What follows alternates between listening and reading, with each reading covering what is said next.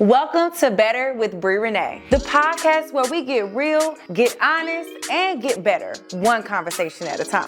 Here we talk all things family, faith, finances, and everything that just feels good to the soul. This is your safe space to grow, to heal, and to elevate. Because better isn't about being perfect, it's about being intentional. So whether you're working on your mindset, your money, or your relationships, you're in the right place.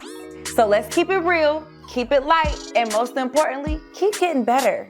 Because better starts with you, starts with us. It starts with Better with Brii Renee. Welcome back to another episode of Better with Brii Renee. I'm Brii Renee, and this is the podcast where we grow better together, one conversation at a time. Welcome back, you guys, and I'm just so excited to be here. I just thank each and every one of you guys for listening and tuning in every single Wednesday at 7 p.m. Eastern, whether you're watching on YouTube or listening on audio platforms. We thank each and every one of y'all for joining the family. Now, let's get into this week's Better Perspective before we have another amazing guest. And we're going to talk on this a little bit with him as well when he gets here. But if you have not been under a rock, you know that this YSL case and Young Thug, all these calls have been leaked all over the internet.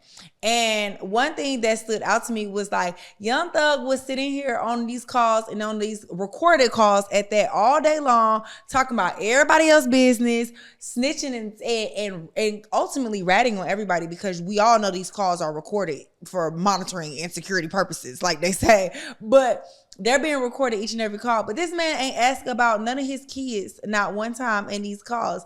And the sad part is, like, you worried about everybody else's business, but one of his baby moms was actually murdered before he even went in prison. So it's like, you never thought to ask about that child who could be dealing with mental health or anything that, you know what I mean, as a byproduct of losing his mom and now his dad to the system. Like, it's just so sad to see. And I just feel like at this point, we need to stop idolizing these rappers, these street dudes, because obviously you're not even living up to the standard that you setting for everybody else. Like, Thug made such a big deal and turned the entire music industry, as well as the culture, a lot of people against Gunna for allegedly ratting, but we don't have any real physical proof that Gunna really ratted on him. But you sitting up here snitching on everybody else and telling everybody else's business. You singing like a canary. So it's like, how are you holding this standard that you're not even living up to yourself? So at this point, I just feel like we need to stop glamorizing these people.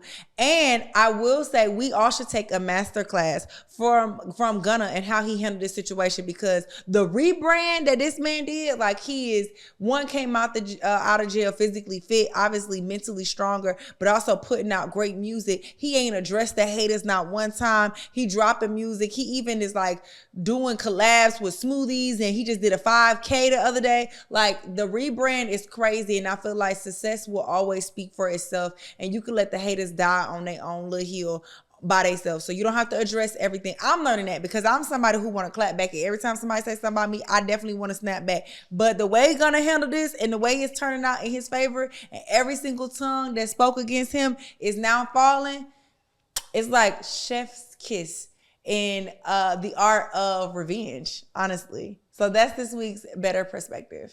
All right, y'all. So today I'm sitting down with one of the realest, most honest, I have to say transparent and intelligent, which I really truly value, men in front of a mic on the internet right now. I'm calling him a hood activist. I don't know if he is claiming that or not, but I really feel like he is a hood activist, because I feel like through his truth and experience and rawness, he can help, bring about change in our community, the Black community, especially with his views and honest opinions. He's going viral all over the internet. That's how I was introduced to him, on Twitter first, and then I started seeing him on Instagram, and I'm reposting everything he's saying. I'm like, I gotta have a conversation with this man myself. From Twitter to YouTube, you name it, his clips are, I'm sure you've seen at least one or more of them. With over 480,000 followers on Instagram and TikTok, the host of the Grits and Eggs podcast himself, Mr. Deante Kyle. How you doing? How you doing? I'm coolin', man. Thank you for having me. I'm excited to have you. Y'all, I had to really track this man down, get on his schedule. Like, I thought I was busy, but he busy. But he in these streets, and I'm really excited and happy for you for that. Man, we finna slow it down over here. We finna slow it down and take a step back. Just gonna organize it. Yeah, that's organize it. We ain't gonna slow it down because the money gonna keep coming. We just gonna organize it, about the money. Compartmentalize it. Exactly. Yeah. Where you from originally? I'm from Douglasville. Okay, I felt, you know how I'm from Atlanta. So it's like people from Atlanta, you know somebody from Atlanta, but I ain't want to just assume because people come here and then they kind of adopt our swag, our lingo. So I'm like, nah, I just feel like he from Atlanta. I mean, my folks though, because my mama from Atlanta. So okay, yeah. My mama went to West Fulton. But I'm not one of the people who feel like Douglasville not considered Atlanta. Like, I mean, I am. Oh, it's you do? You don't feel like it's the Douglasville. It's a whole different thing. It's the same though. It ain't. Like, did you work at Six Flags? No. Okay. But I was about to say. But I will say this: my partner did work at Six Flags, and he was a security guard, and he used to give me free passes. Yeah, so you was there all the time. I ain't gonna lie. I used to get like 10 passes, and then find a family of 5, like boom, boom, boom. Yeah. You know what I mean? But that's what I mean. That's Atlanta. We gonna know how to hustle. We gonna know how to finesse. We gonna how to. Yeah. So I grew up. I went to school, and this people be like, "Oh, you not because you went to school in DeKalb County." It depends on. I lived on the west side, like Fairburn Road, Cascade, all up and through there, because my family on the Blue Flame. So we stayed close to the west side. But my mom was like, "You not going to Maze." Well, you know, Atlanta people are very territorial. Yeah, but very territorial. I'm not. It gets to the point like if you went to APS, then it's like, okay, cool. Now nigga want to know what middle school you went to. They want to know what hospital you were born. They're like, I'm cool. I'm from Douglasville. Right, you know I tell people I am not a grade baby. My mom had insurance. I'm sorry. I was born at Northside, so take that up with her. But I definitely graduated from Tucker on the East. And you right though, because people growing up, I don't know, I feel like we were around the same age, but people didn't really claim, like you really had to be from Fulton County to be Atlanta until Gucci. Until Gucci, I feel like I mean, I think the thing is this, is like, I moved to Georgia when I was 13 from North Carolina. Okay. So the whole time I'm in school, I'm like, I'm from North Carolina. But you get older, I mean, I moved here when I'm 13, I'm 35. I'm from Douglasville, you feel me? Like, and then my mama, I've been here every summer since I was born, because my mama is from Deal Avenue. So, like, my whole family still live out here, and a lot of them moved to the south side and shit like that, but I got family all around here. So it's like, I always been in the city, so it's like you just soak that up anyway. And then, I mean, we go to church in Atlanta. You know, my granny stay in Atlanta. My granny stay right by 7th Court, so it's like, it's here. The culture. It's you adjacent. Yeah, I'm right there. You're right there.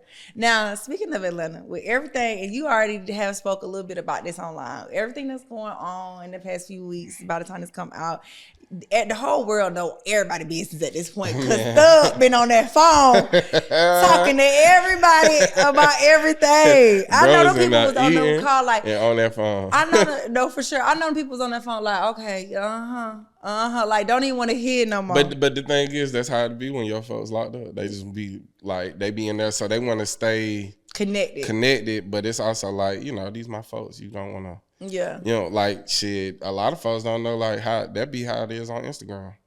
Like if your partner got a cell phone, they'll call you on Instagram. Yeah. I'll be on the Instagram phone too damn long. And then it's like you talking to a nigga that got 25 years. He like, boy, I'm coming home. No, you're not, bro. No, you're not. Let's just have this conversation. Let me just, when I get home, I'm shutting all that shit down. When you get home, we're gonna be great, man. Right. Go ahead. Just tell me how much you need, and I got you. Right. Yeah, that's how it is, though. It's like I done been locked up plenty of times, so it's like you kind of want to have some type of connection, because the conversation that's going on in jail, you don't want nothing to do with that. I just feel like he was doing all that talking, and he ain't never asked about how them kids was doing. We ain't hear because that ain't the cause that they gonna leak. You know what I'm saying? But I think too, it's like, you know, people surprise me. They're like, who's leaking the cause? The people who recorded it, nigga, the police.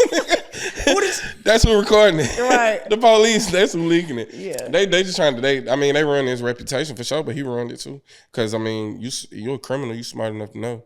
The first thing it tell you when you get on them phones is you're being recorded. So.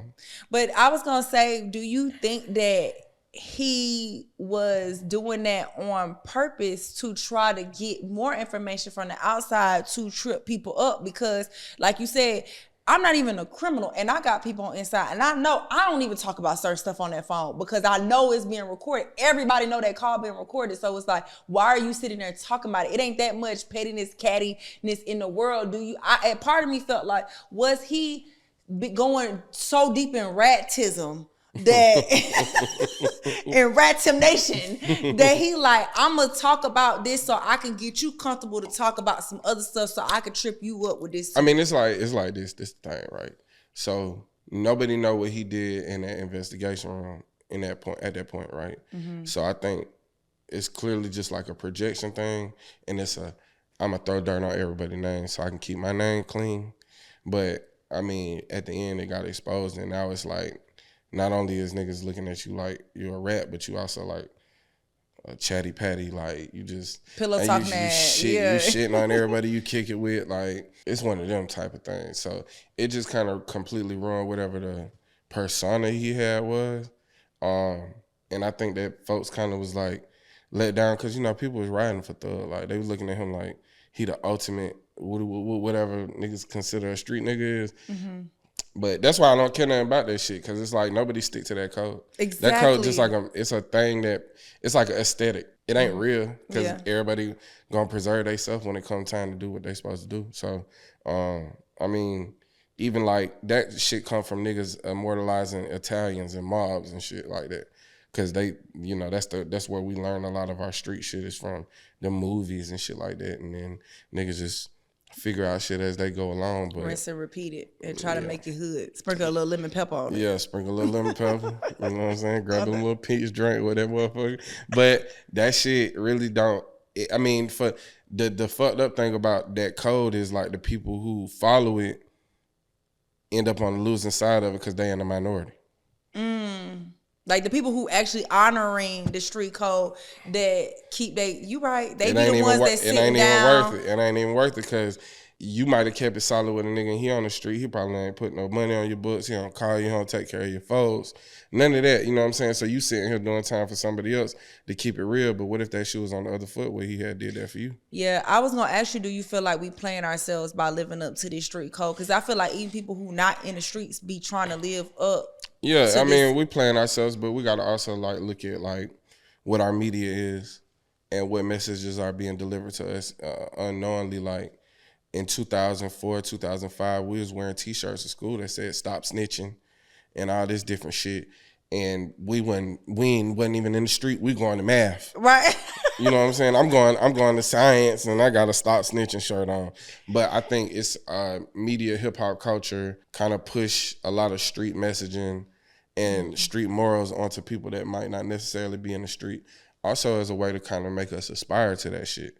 So glorifying. Yeah, and then you got to think crack epidemic. A lot of that encompassed a lot of our community too. And that's going to shape the minds of people around you because these are the people that's getting money now. Mm-hmm. And the people who get the money make the rules. Yeah. Yeah. So what are some of those street codes you feel like just need to die? At this point, I feel like this is the funeral that we having for a certain street moments or momentums and codes right now. I think that black people as a collective need to like move out of street shit in general. I think there's always going to be people that operate in the underworld. But I think as it being seen as a part of our culture, mm-hmm. selling drugs, robbing, gang banging, all that shit, I think that shit old and played out. Also, we live in a surveillance state. Like, if it ain't a camera on every corner, it's a camera in everybody's hand. Absolutely. And niggas is quick to pull out their phone. Mm-hmm. You know what I'm saying? So that's a big part of the reason too. Like, crime statistically is down across the country, right? This probably one of the safest times it ever been to live in America. But because everybody got phones, it look like it's happening all the time. Mm-hmm. But if you go look statistically, it's like one of the safest periods that we've ever had in America, period. You know what I'm saying? But we also didn't have access to media the way we create our own media now. Mm-hmm. So we also get to choose what we distribute. And we also don't know who behind these pages that's always distributing black people being violent and shit like that. So I think there's like, we need a collective like exodus out of this street mentality, period. Yeah. I want there to be an assumption that if a rapper come out and they is talking street and they is talking gangster, that it's a gimmick. That's a character. Yeah. That's entertainment. And it's not something to aspire to. This nigga is a wrestler. Yeah. You dig what I'm saying? It's a wrestler. He's a paid actor. It's a wrestler. It's you know what I'm saying? The Undertaker was hurt in the arm. The Undertaker not really dead. Yeah. He the Undertaker. He playing a role. And if we look at it as entertainment instead of taking it on as like personas and something to aspire to, like come on, bro, you on tour, you ain't killing nobody. Yeah, you not moving nowhere. You ain't doing that like that. You ain't got time to. Mm-hmm. And even if you did in the past, it's like, how long can you talk about that before that's not even a thing you can relate to anymore? You weren't that great at it because you had to switch careers. Well, also too is just like, even with that being said, shit, let's just get away from that period. Let's not even make that pit stop. Right. I want people to get to the point where like entertainment is for entertainers. You know what I'm saying? Not something to aspire to as a career. Because some people are just naturally entertainers. Mm-hmm. You know what I'm saying? Some people are naturally musically inclined. Some people are natural actors. And I think what we saw a lot of times early in Black Hollywood is like the best of the best. You know what I'm saying? And now it's like the thing where people look at music like a lick. People look at entertainment, content creation like a lick. I've always been a pretty entertaining person. Mm-hmm. You know what I'm saying? I used to get in trouble for this shit. Yeah. You know? Same. But yeah. I think that people should gravitate towards things. They're natural given talents. Natural given talents. Mm-hmm. And I think also too, it's like a lot of this shit come from people not knowing what they want to do, so they end up in the street. Because the street is the devil's playground. That's for idle time. It's for idle minds. And it's accessible. Yeah. It's right there. Mm-hmm. And the thing is, you ain't got to be no street nigga to be in the street because they always welcoming folks in. Because nobody want to be doing that shit alone. But do you feel like that's like, I just because growing up in the strip club and seeing, I feel like there's a death of a certain generation too that kind of gate kept the street. You know what I mean? Like it used to be the OGs who used to be like, "No, you a good kid. You go to school." You gotta understand though. This not your life, but we don't have them people like that. Well, it's mass incarceration. So what happened to those people? They go to jail. Or they did, yeah. Or they die. So like it's a real. All the real niggas either dead or in jail. That's a real thing. Mm-hmm. So then who left? Yeah. The fake niggas. Right. Or, that's pretending to be about this life. Yeah, and also two people that's living off of other people's reputations. So I think we collectively are like moving out of a mentality that's like destructive. Have we ever gained from that shit? We get some cool stories. We get some memorable figures.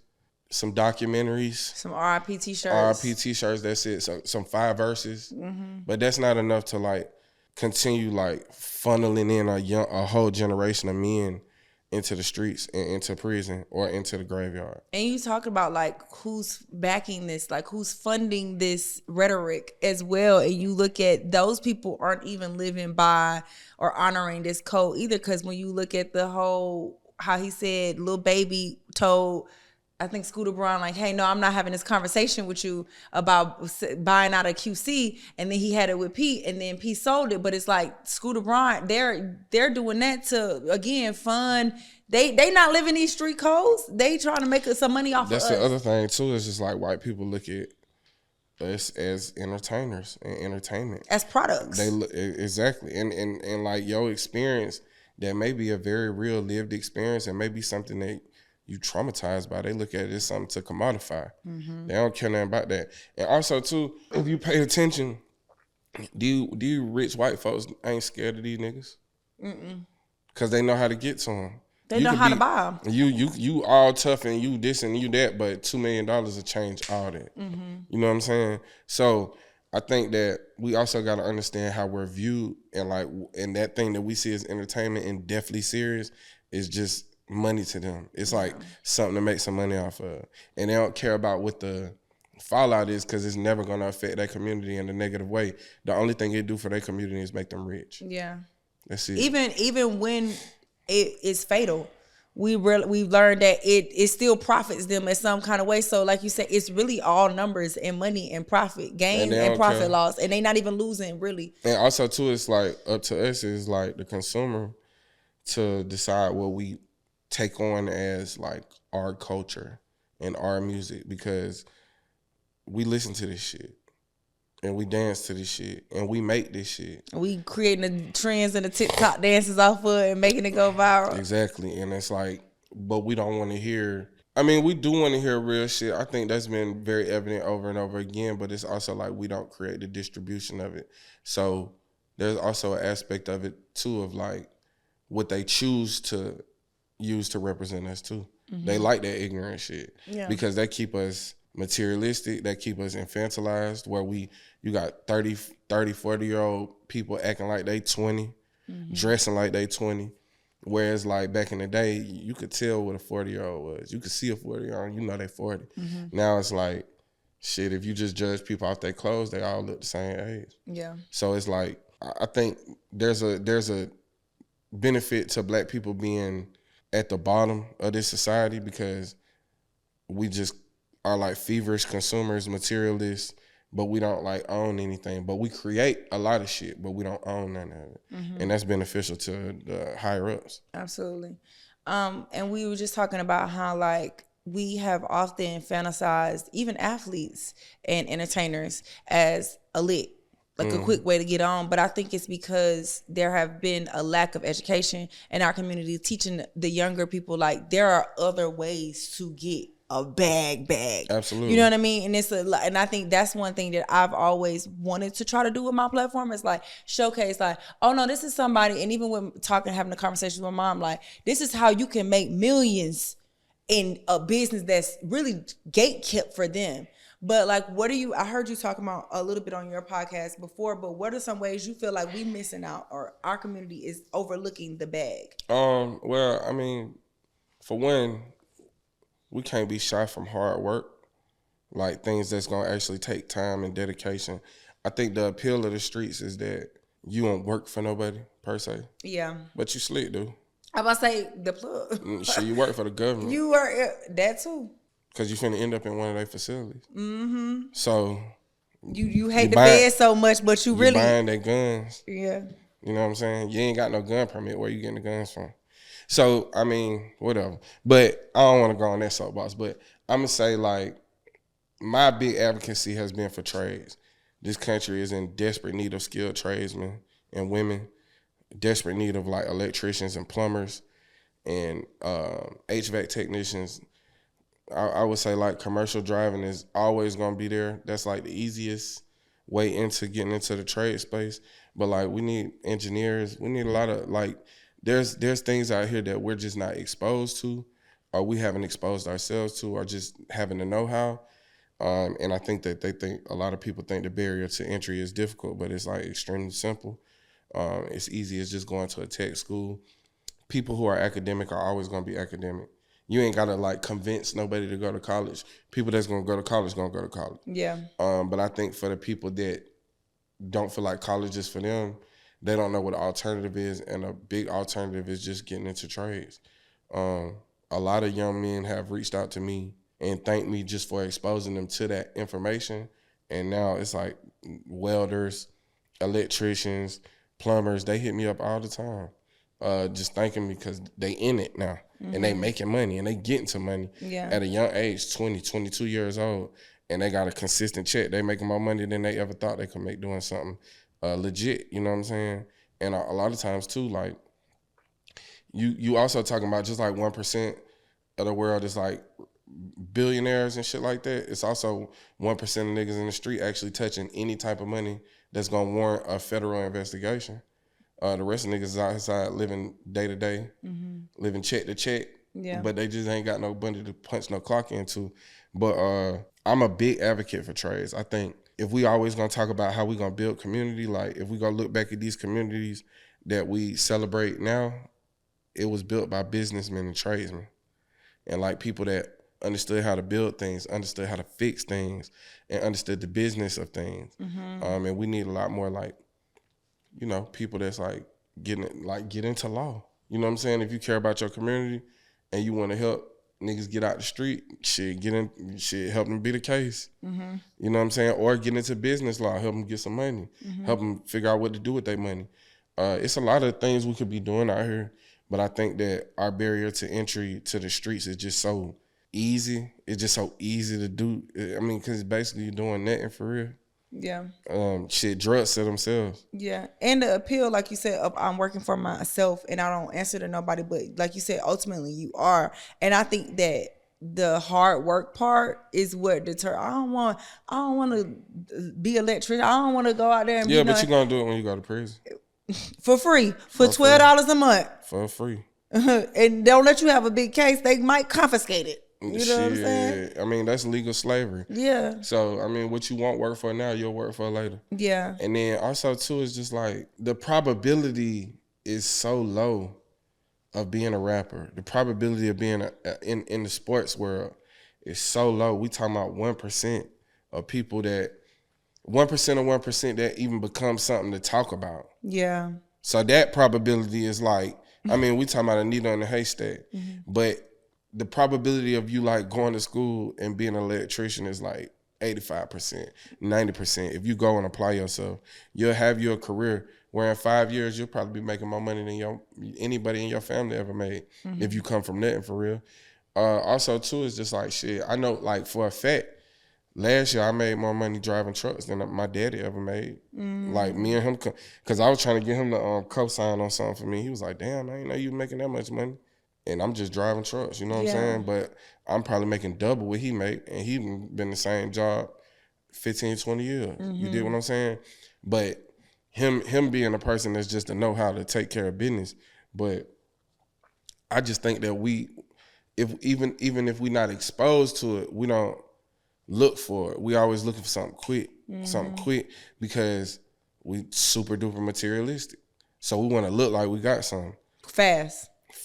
And we don't want to like, I mean, ain't nothing wrong with struggling, bro. Like, if you ain't got nothing, you just ain't got nothing. But like, I think it's more honorable to be honest about that than to be flexing about it because them lies gonna catch up to you. Absolutely. And them lies ain't no way to live. Like lying about your financial status. Look, bro, everybody know what we been through in this country. We know where we are fiscally in this country. We in last place, and we know that that's been a systemic thing. We've been kept out of capital. You know, there's been laws passed to keep us away from capital. There's been laws passed to keep us like separated and divided. As soon as we get something, they'll throw a highway through your fucking neighborhood, or they'll burn down your motherfucking neighborhood, or they'll put your neighborhood underwater. It's been time and time again shown that like we can be self-sustaining and do things for ourselves. And just because it's been destroyed don't mean you stop building.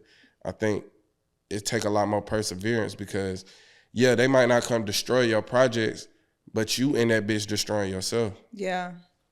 You destroying the neighborhood too. And I think that we don't realize that you still can be a businessman and not work for anybody else with those trades. You go to trade school, like you said, you learn a trade, whether it's HVAC or whatever. And then you start your own And HVAC. you start your own business. Now you're not even doing the HVAC. You got other people. I mean, the real shit is too, is like the reason why plumbers and electricians is in such high demand is because a lot of the people that was doing them and holding them businesses are retiring. They're aging out. So, I mean, you go be a plumber underneath somebody else for 5 years and you become a master plumber and you open up your own business. And you got a partner that's good at business, like he a business manager or he a business major. He understand how to run the business. He understand the numbers. He understand the accounting, how to scale it. And you know how to do the work. Shit, y'all come tag team. Shit, sky the limit. Yeah. You know what I'm saying? And you name the business after your last name. Yeah. I like that. I think, you know what I'm saying? It's a lot of ways, but I think the thing that's been sold to us is just quick, get rich quick shit. And I don't think nothing come to you quick. That's going to last. I mean, it will, but it's going to leave you quick too. Right, that's what I'm saying. That's going to last. That's just a law. Yeah. Well, and you know, it's a universal law. Yeah, that's a universal law. Equal and opposite reaction. If you get it fast, it's going to go fast. So, yeah.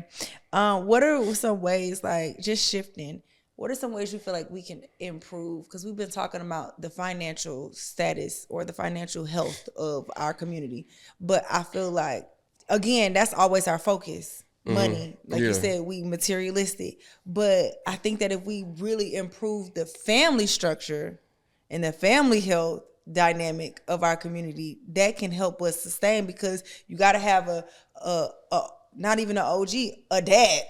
I mean, you gotta have like a structure. Yeah, like a real structure. How can we as a community start to improve? Like, I mean, like right now, like our generation. I think, to be honest, man, I know that people not gonna like this. I've been like pondering on this for a minute. We gotta stop all that joning shit. Okay. Cause we be tearing each other's self-esteem down. Okay. And we call that shit joking, but like that shit be mean. Cause I sure like to talk shit. I do too, but that's but I learned how to talk shit as a defense mechanism. Me too. Niggas was talking shit about me. You right. But like we be tearing each other down at every aspect.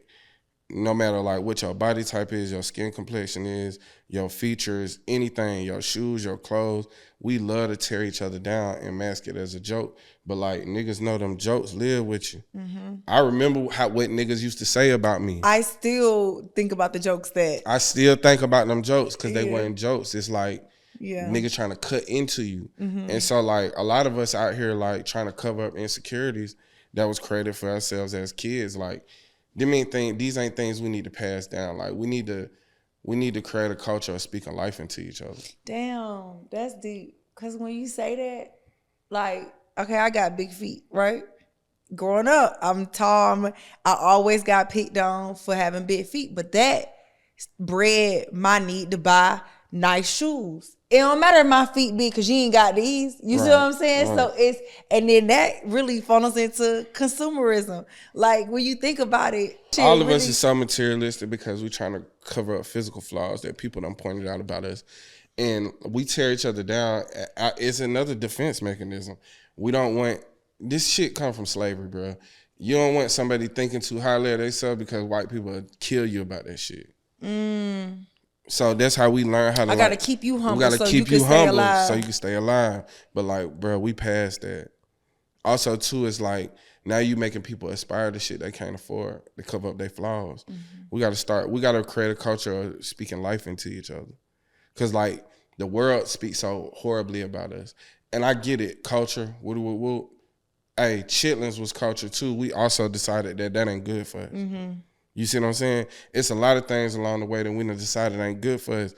And I don't think us tearing each other down and masking it as jokes and having tough skin is a way for us to keep moving forward because, like, I participated in that shit too. Mm-hmm. But, like, it got to a point where before a nigga could even get anything off on me, I'm getting off on you. Now you the predator of it. And so what are we doing? We sitting here looking at each other trying to find a flaw.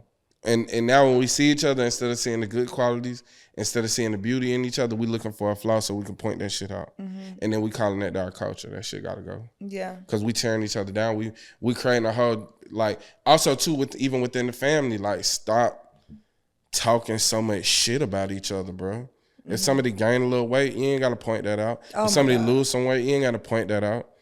If somebody pretty, let them be pretty. Don't try to make them seem like they think they better than somebody. Mm-hmm. Like, it's all these, like the reason why we is so individualistic because we're trying to run away from our families because our families make us feel bad about ourselves just for being unique or being different.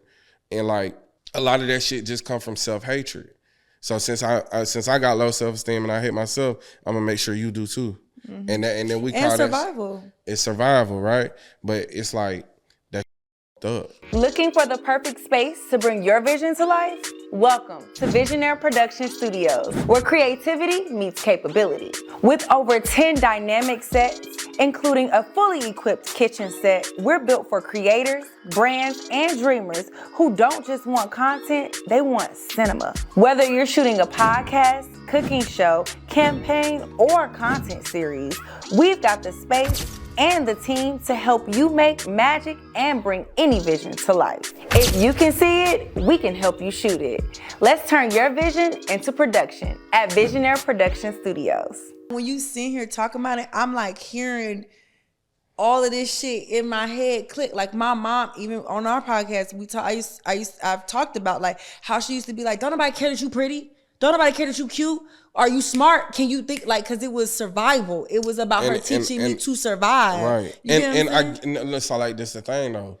We are getting to a space where we need to stop surviving. Mm-hmm. Cause we ain't living. And thriving. And we in a space now where we really can. We educated enough. We know enough about each other. We know enough. We all had these shared experiences, right? And it's like, somebody gonna have to stop. And we gotta stop tearing each other down. Like, I get it. Like, it may not be easy to change Generation X. No, yeah, my grandma not changing. My grandma 85. It may not be easy, but she not changing. But also, too, we can stand on business about that shit. Yeah. Whether you agree with it or not. Don't talk about me. Mm-hmm. Don't talk about my child. Yeah, like, we not doing that. We not doing that. We speaking life to each other. And because we'll do that shit to strangers and call that black love. Like, we'll call it, you know, when we speak about, we see other black people thriving and we speak life into them. But like, then we on the countdown about how long before we start picking them folks apart? Yeah. How long before we trying to start finding flaws in them? That's like, it's almost embedded in us to try to find flaws in each other and expose them. And it's like, then we wonder why we can't win. We can't win because you looking for us to fuck up. Yeah. Because subconsciously, you need me to fuck up for whatever reason. But you've been taught that by your folks. They need you to fuck up so that they don't have to feel bad about themselves. Like, we got to be able to see each other do better and like really foster that in a way where it's not about me. Mm-hmm. Like, I don't need to tear you down because I don't feel like I'm doing good in life. I need to look at you as an inspiration. And we also got to stop getting up and shitting on each other. Mm-hmm. We do that a lot. So it's a twofold. That be a lot of people main motivation to get up, and why, so I can shit on the haters. And why? And because you've been hated on, so now you motivated to do better than everybody else just so you can shit on them, because it's all about like covering up these flaws and insecurities that people done exposed about ourselves. Mm-hmm. Yeah, that shit fucked up. It's a fucked up cycle. Yeah. Because now even when we get ahead, we don't want to help each other because shit, the main. When I was down, ain't nobody help me. Exactly. Ooh, when I tell you, I am being triggered because I can hear these conversations even in my family. Like even with my mom going away, I was telling her, like, I ain't in no position to step up and take care of my grandma, my sister, and her kids. Like, I'm still trying to figure me out. And she like, well, when I was your age, I was doing it. It's like, well, that's a cross you chose to bear. Yeah. I ain't, you know what I'm saying? Yeah. But it's like you said, we don't have empathy for each other, or we expecting so much, or we downing each other when we get to certain spaces because they had to struggle through that. But we don't have to do that. We can, somebody, like you said, got to choose to be like, this is where it ends. And even though we can't go back and like fix those older generations, I think by healing us, we ultimately are, because we're breaking it. Yeah, but also too, it's like, is we gonna create a factory where we just bring in all these old vehicles and restore them, or is we gonna create a factory where we start building new cars? We don't pay no attention to our babies. So unfortunately, y'all went through some harder shit. If the goal is for each generation to do better, you don't gotta agree with me. I'm doing this so the people come after me, they can have a healthier mindset, they can have more motivation, they can have confidence to go after the things they want without feeling like I'm entitled to their success. Yeah. And I also too, by fostering something like that, they'll naturally give. But we creating a generation of like very selfish, materialistic people that only want something for themselves, and also feel burdened if somebody asks them for something. Like, damn, I can't even enjoy it. I can't even enjoy what I got without y'all asking for shit. And it's like, it's a fucked up cycle, for real. It is fucked up. And it ain't a cycle we created. Mm-hmm. But you gotta if you don't recognize what the cycle is, you ain't gonna change it. And it's like, we gotta figure out a way to move forward without all this guilt attached to the shit. This survivor's remorse. That's why I'm saying we gotta get out that survival mode so we won't have so much fucking remorse for having success or feel like it's fleeting. You know what I'm saying? I struggle with that shit now. I'm the most successful I've ever been in my life. And I feel like I get these moments where it's like, oh, I gotta hold on to it, or is it fleeting, or is it gonna go away? And like, I go outside and niggas is talking about how incredible I'm doing, and inside I'm like, because I don't have able to relax at that state. I ain't got no examples of this shit in my family neither. Mm-hmm. All my family members struggling, like check to check, you know what I'm saying? And it's like, it's also a fucked up part of it where it's like, you so proud of me, but like the same thing I'm doing now that make you proud of me is the shit that you used to tear me down about. You don't know when to shut the fuck up. You always running your mouth. You know what I'm saying? You know, you straight, like all these things that like, who is just who I was. But we also grew up in a system. So like we want our kids to be safe in the system. We want our kids to be normal. We want our kids to fly under the radar as to not stick out. But this system wasn't designed for us, so fuck that shit. Yeah. Like, why do we want our kids to blend into some shit that wasn't meant for them? That's assimilation. Even when they smarter than everybody else, they still don't fit in. Yeah, that's why I feel like desegregation kind of really hurt us a lot more than we thought it would, because we were trying to fit in and assimilate to a system that wasn't ever made for us. Right. And they were still gonna put some more hurdles in there. We thought, I don't know why, we just thought they was gonna make it fair. It's just people doing what they thought they could do at the time. It's easier for us to look back at it now and say, yeah. Well, we should have, but I mean, these niggas is living life and death. Like, it was life and death every day. Yeah. You know what I'm saying? Especially Jim Crow South. We can't imagine that. Mm-hmm. We can't imagine, like, people just with impunity to kill. Yeah. We can't imagine, like, you got land and you got a family and you got a farm and a white man could just walk in there and kill you and take your land if they wanted to. You know what I'm saying? And it happened a lot. It's a lot of land out here that was ours that just got taken. And like, and there wasn't no justice behind it. That was justice. Us not having shit. Yeah. In their eyes, that is justice. We can't have shit.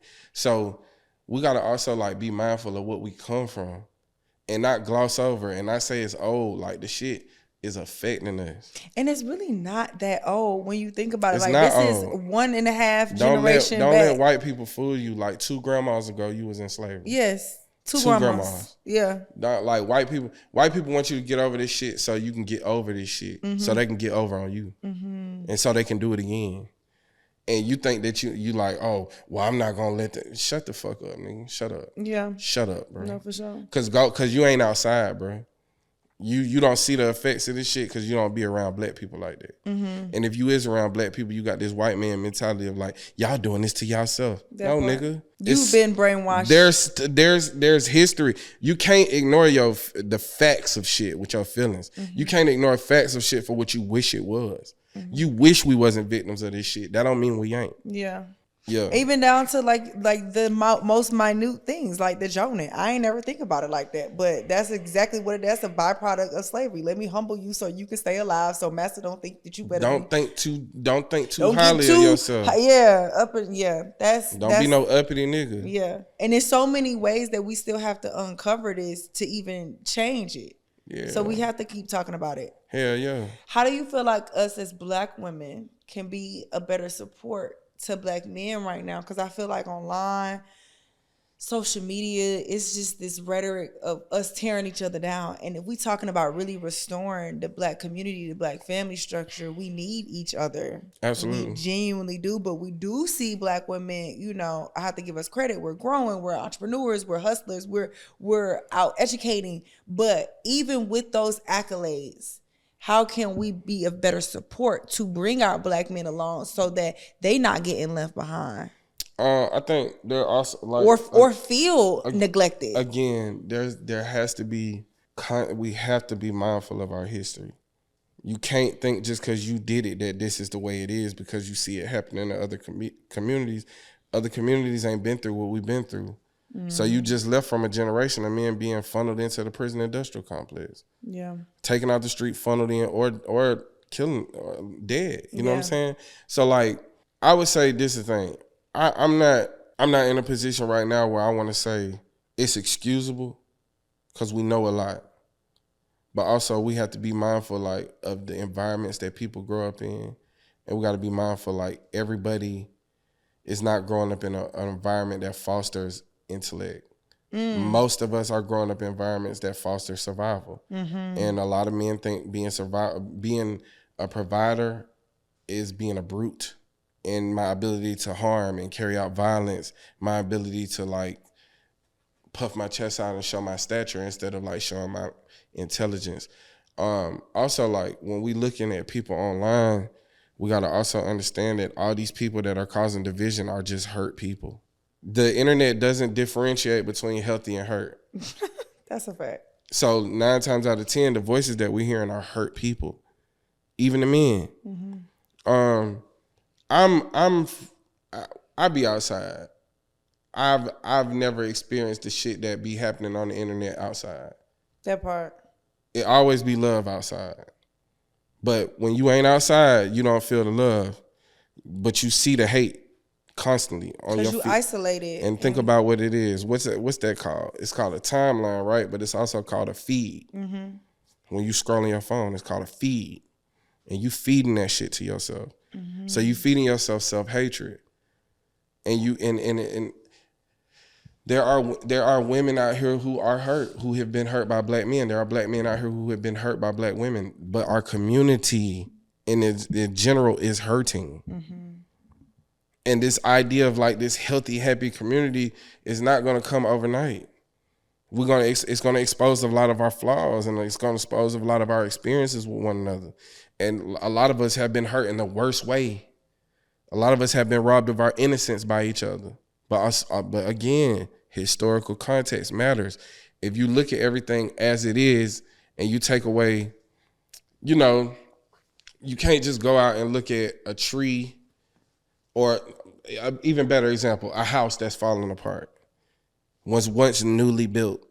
It once looked like, it once was a home. It once was like fresh and it had energy to it. And the lawn was taking care of everything, but it's been neglected. And the condition that you see it in is like broken down and burnt out and abandoned. Is literally abandoned. It's neglected. So imagine that for a community of people.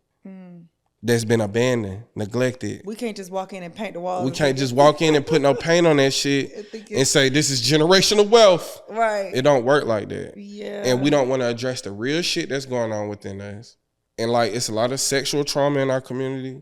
It's a lot of that. Mm-hmm. You dig what I'm saying? So if we don't address like the real trauma, and niggas ain't real and just say like, I'm hurt.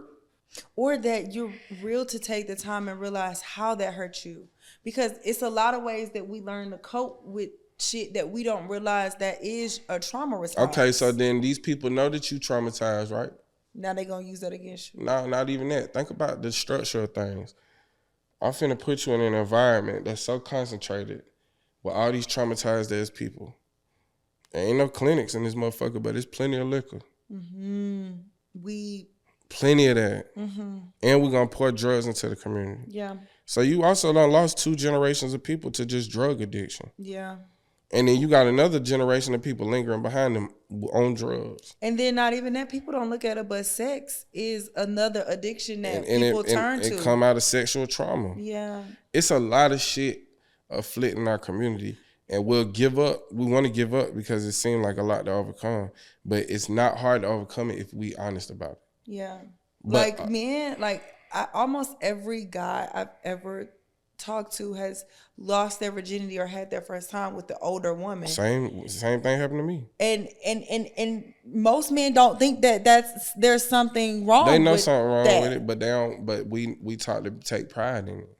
Why? Because even as a woman who's experienced that, like I had an older, and at the time I'm thinking 15, 16, the boys in high school just don't like me, so I'm dating the older. No, that's now that I'm grown. I realized that's why my mama was ready to kill that nigga, because he was wrong. But I feel like that was more talked about. Like at least my mama was trying to protect me from. I don't feel like enough people are trying to protect our black boys from that, and that's still sick. It's still wrong. How do we why don't they see that as something wrong? We gotta be able to call women predators as much as we call men predators. Absolutely. But I think also too, it's just like we have to protect children.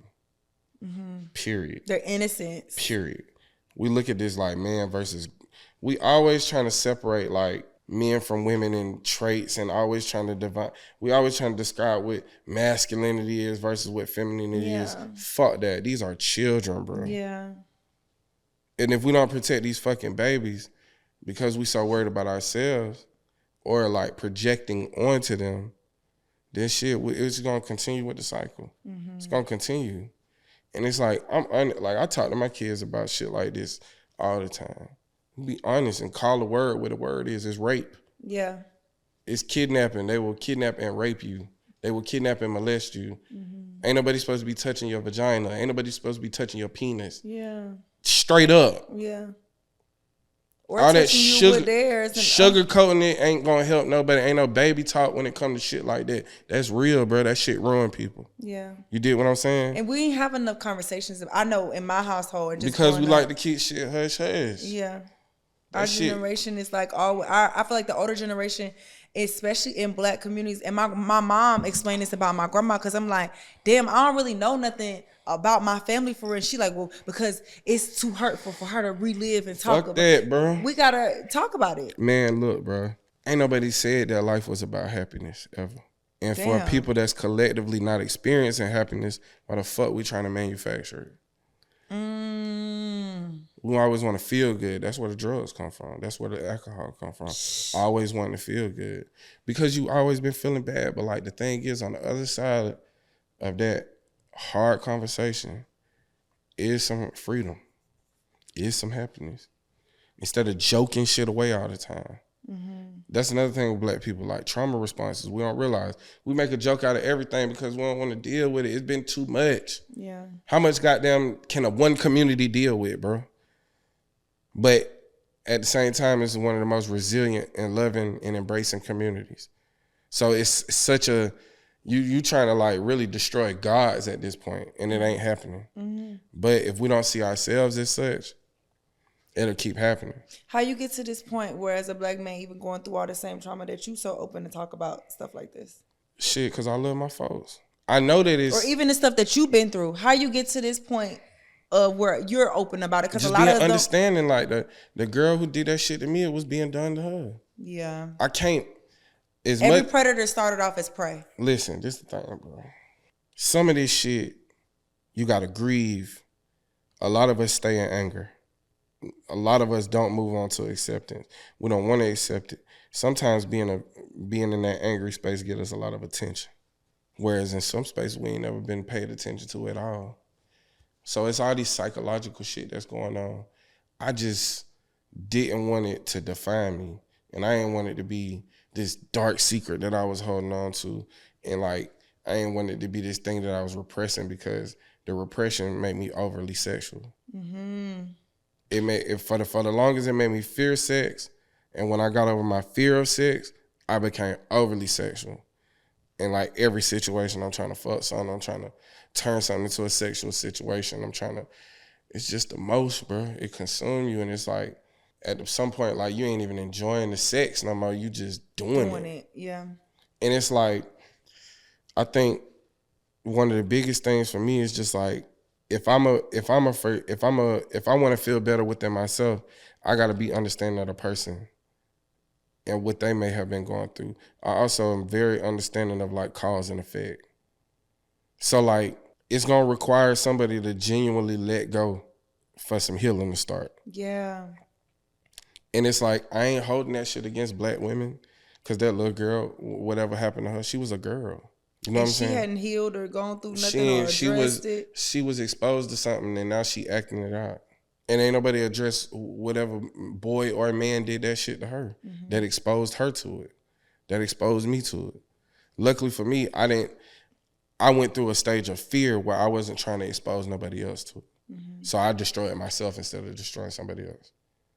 But I came out of that shit, and once I was able to vocalize it, I freed myself from it. Have you ever done therapy? No. No. Hell no. But I just, I understood what it was. I understood, like, I don't like hiding shit, because it's always at the front of my mind.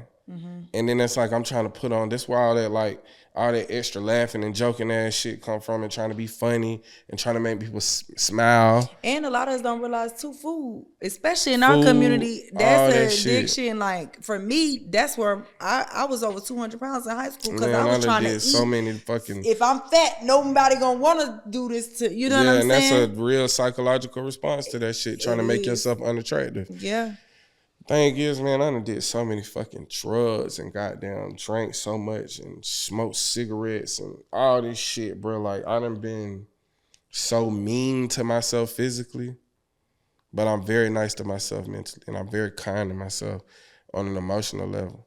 But those the impulses still come across, like with the food, with the alcohol, with the drugs.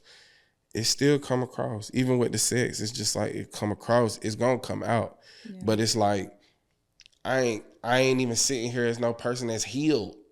You did? Yeah, it's a journey. It's a process, right? But it's like I want to encourage people to start. You ain't gonna love black people if you don't love yourself. You did what I'm saying? So a lot of people that talk shit about black people they don't want to say it about themselves. So a lot of people extend love to the black community because of that hurt. A lot of people extend hate to the black community because of that hurt. We don't know which way that road gonna branch off. Yeah. It always branch off in one direction or another. If you grow up with an alcoholic parent, you either become a person that never touched alcohol or you become a bad-ass alcoholic. Yeah. We don't never know we know that them the two routes it take, and we're gonna have to meet people where they at. And I think for people that want to express love in the black community and want to heal in the black community, it's from a knowing that they need to be healed too. Yeah. So they want it for us all. But you had to educate yourself to get to this point, right? At least about these traumas and cause and effect. And you, like I said, you're very smart. As an intellectual, as a thinker, that's what has drawn me to your content. It's evident that you're smart. You educate yourself. How do you continue? I feel like, especially once we out of school, what do you feed yourself? How do you continue to educate yourself? And how would you tell somebody else out there who like, damn, I do want to know more. I don't know where to go though, because ain't no system that's feeding it. You know what I mean? How do I break the system? Well, I'm okay with listening to other people talk. So like lectures was a big thing for me. So like listening to people like John Henry Clark, going back and listening to Malcolm X's speeches, Martin Luther King's speeches, going back listening to Nina Simone speak and James Baldwin speak, and then reading literature about like reading autobiographies of these people so you can see where they really came from their own words, like what their experiences was. But also like it's so much black history we don't know. It's so much I don't know. You know what I'm saying? Just be studious and like be intentional about learning about your people and what our history in this country is, because it's like a very rich history. We done overcame a lot of shit. We done started a lot of shit. We done invented most of this shit. We done created a lot of this shit. The things, they hide a lot of art origins in, you know, their companies, so to speak. Like Levi jeans, like just having denim jeans was something that they wanted the jeans to stand out when you was in the field so they can keep an eye on you. I never cowboy that come from not even, because there's cattlemen, and then there's cowboys. We was the boys. And boy being derogatory no matter what your age was. Yeah. But now country music and you could be a cowboy and I'm that was a trend. I got cowboy hell, praise Dale. These niggas is crazy, bro. But like that's what all they know how to do is steal. Yeah. They don't create, they just steal. Literally. So like we have so much stake in this game, bro. And this country literally can't move without us, but it can't move without us being traumatized. It can't move in their favor if we ain't fucked up. If we don't hate ourselves, it can't move in their favor. Anytime you start to see black people start loving each other, black people start experiencing joy, they look at that as resistance. They look at that as a protest. They look at that as something to stop. You niggas too happy. Y'all niggas is too happy. Also, like, why y'all talking? And I spoke about this too in one of the episodes where I talked about my mom and her going to prison. And she, like I said, they tripped her up on a technicality or something. But looking back, I realized that it was a humbling ritual. Because the judge, white man, literally said, wow, you at the sentencing, you're way more humble now. Look at you out loud in court. I mean, look at you're way more humble now. They always want to keep you. They want to keep you feeling like they want to stomp out any confidence you have, because your confidence is a reason for confidence is contagious. It is. It's gonna make other black people feel confident. Yep. You know what I'm saying? Think about how they treating Shadur Sanders. They literally crucifying this man because he was raised to believe in himself. I'm like, because how popular he is, they don't want other black boys thinking like that about themselves.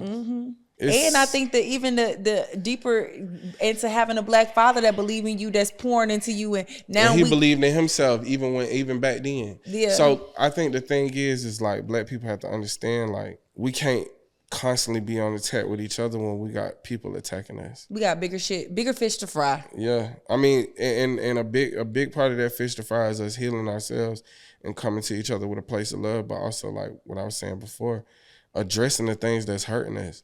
But also understand that these people are going to perpetuate the hurt. Mm-hmm. They monetize off of it. They actually put like literally billions of dollars into it every year, into keeping us hurt and desperate and miserable and chasing materials to suffice for insecurities. It's just not. We perpetuate it too because we feed into it, but we don't know that that's what it is. Mm-hmm. You know what I'm saying? So this shit keep us drunk, high, fat, out of shape, and not loving ourselves and not loving each other. Yeah. And then always seeking a flaw in each other that we could tear each other down. Absolutely. Well, I think we talked a lot about how we can be better as a community. Mm-hmm. But on Better with Brii Renee, we also talk about like what we want to be better at with ourselves. So right now, Deante, at this point in your life, this phase, what's something you want to be better at? Shit, my health. You know what I'm saying? Just taking better care of myself.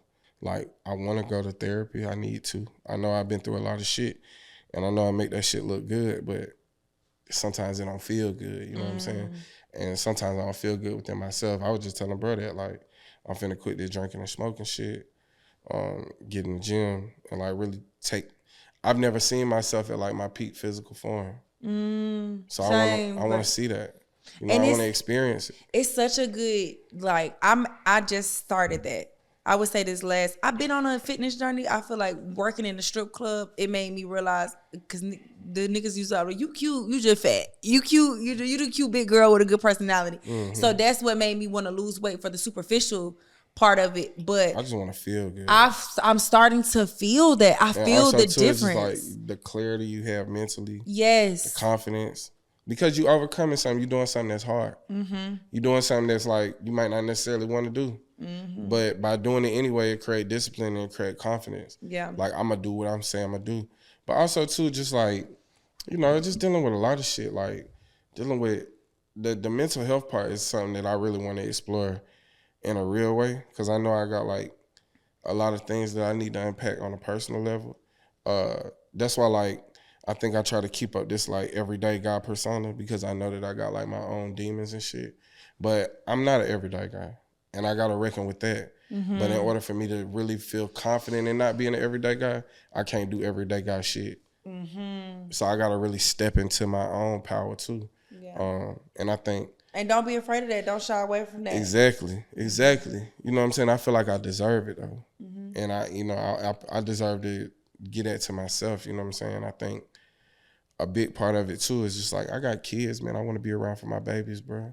I don't want to be some cautionary tale. Mm-hmm. I don't want to be some fucking tragedy that like this nigga had it all, but he just didn't take care of himself. Yeah. So one day woke up, kicked the bucket type shit. Like, I don't want to be that. And somebody who, I'm not an expert at anything, but I just got an eye. And even though I don't know you personally, I know you got it.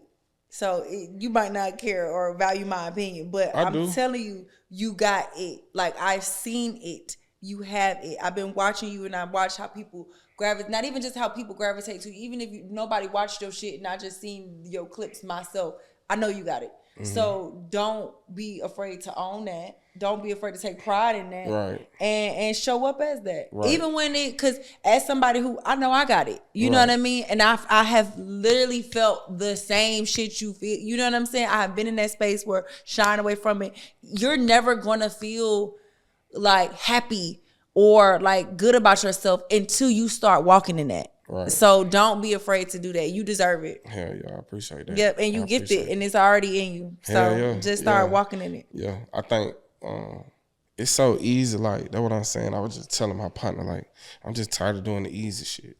Mm-hmm. You know what I'm saying? Because it's only going and I see this in you too. We're people that like, our 80% look like somebody else 100. So it's like, I ain't really did shit. I'm kind of coasting because I'm smart enough and I'm good enough with my words and I got a little and we got a little finesse on it. So I ain't really got to try too hard to. You don't have to give 100 for it to be good enough. I want to give 100. But if you give 100, you're going to exceed every limitation and imagination like thought you could have ever had. I want to see. I want to experience it, and I want it to become who I am. You did what I'm saying. I don't want to coast by on like charisma and looks and intelligence. I want to really goddamn be that. Buckle down, you know what I'm saying? Well, you got it. Well, no, go ahead. I'm about to say we wrapping up. Are we? Yeah, we done. I was gonna just give you the trapformation of the week. Every week I end with a trapformation. That's just an affirmation that I just make a little bit more trill for us to say. And of course I try to cater it to what the people who my guests have inspired or invoke in me. And I feel like this is something that I truly value about your authenticity and who you are. But this week's trapformation is don't lose yourself when you're trying to win. The validation you're seeking can only come from within. Needed that. Yeah, don't lose yourself when you're trying to win. I feel like you're already staying true to yourself, and we just gonna continue to make yourself better. Hell yeah, appreciate you. I needed that for sure. Yes. Yeah. All right. Well, that is another episode of Better with Brii Renee with Deante Kyle. Thank y'all for tuning in.